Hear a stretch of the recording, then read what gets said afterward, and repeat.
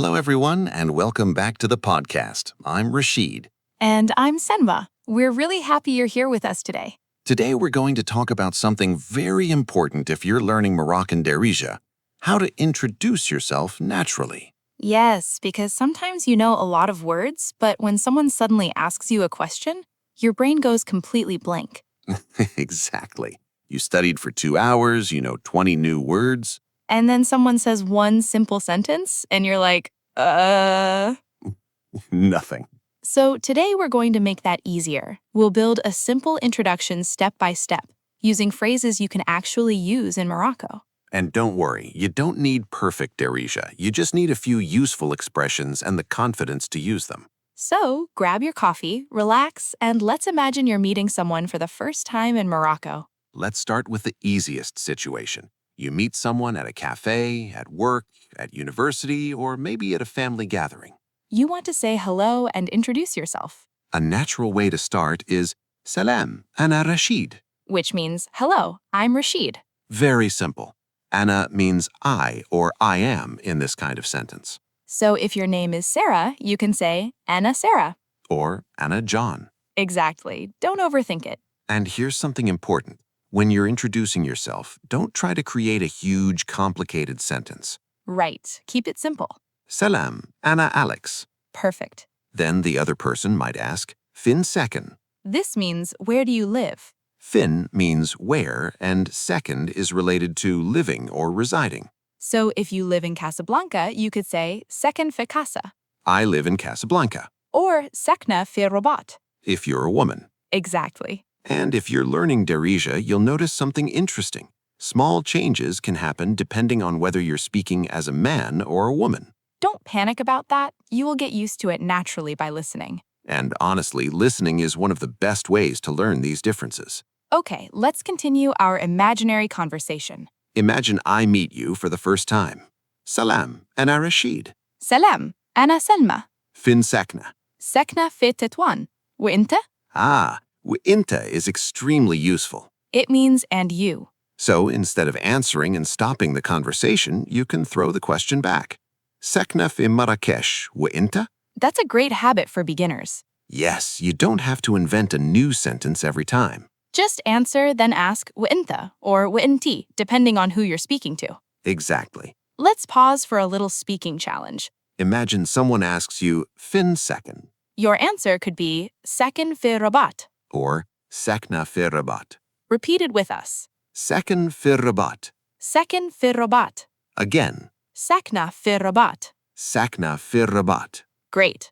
Now let's make things more interesting. Because introducing yourself isn't only about your name and where you're from. Exactly. Someone might ask about your work, your studies, or where your family is from. For example, Katkra.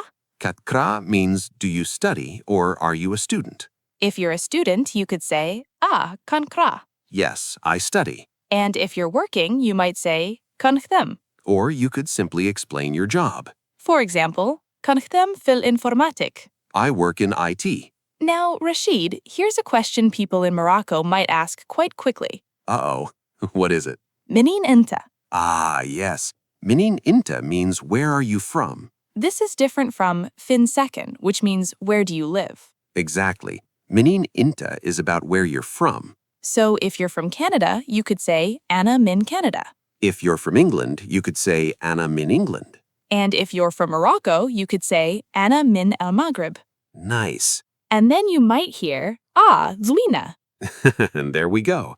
Zwina can mean nice, beautiful, or good, depending on context. You might hear someone say Zwina about a place, an idea, or something they like. For example, Casablanca Zwina. Casablanca is nice. Although Selma, if you say that in front of someone from Rabat, Oh no. you might start a whole debate. Don't start the Casablanca versus Rabat conversation. Too late.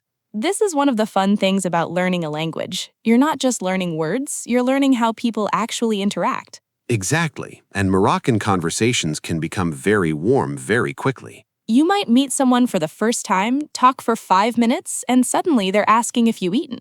Classic Morocco. Someone might say, Kaliti? Did you eat? And you might think, we literally just met. But that's part of the warmth and hospitality. Food is love. Absolutely. Now, let's create a mini conversation. I'll be the learner. And I'll be someone you meet for the first time. Okay, let's go. Salam. Salam, أنا رشيد. أنا سلمى. منين أنت؟ أنا من كندا وإنتي؟ أنا من تطوان. فين ساكنة دابا؟ ساكنة في الرباط. زوينة. Very good. Notice how short that conversation was. And that's the point. You don't need advanced Darija to have a real conversation. You just need a few pieces that connect together.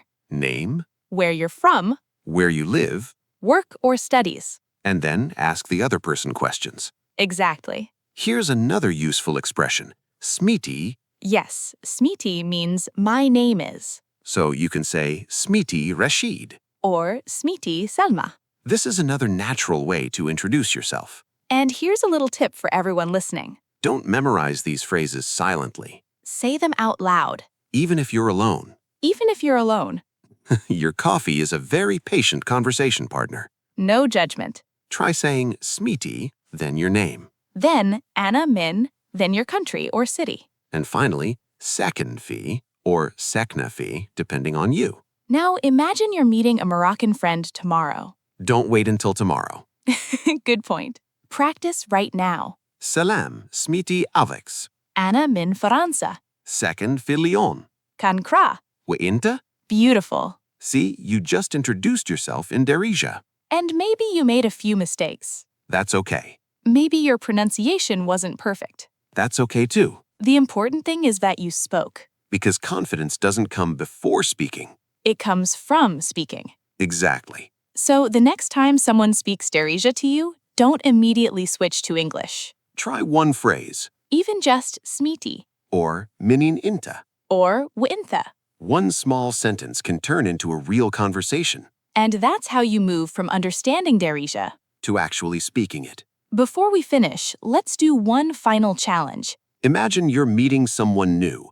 Introduce yourself using 3 pieces of information. Your name, Your name, where you're from. where you live, Ready? Go. Smiti Rashid, Anna Min Tetwan. Saken fi Rabat. Now you try. And don't worry about being perfect. Just speak.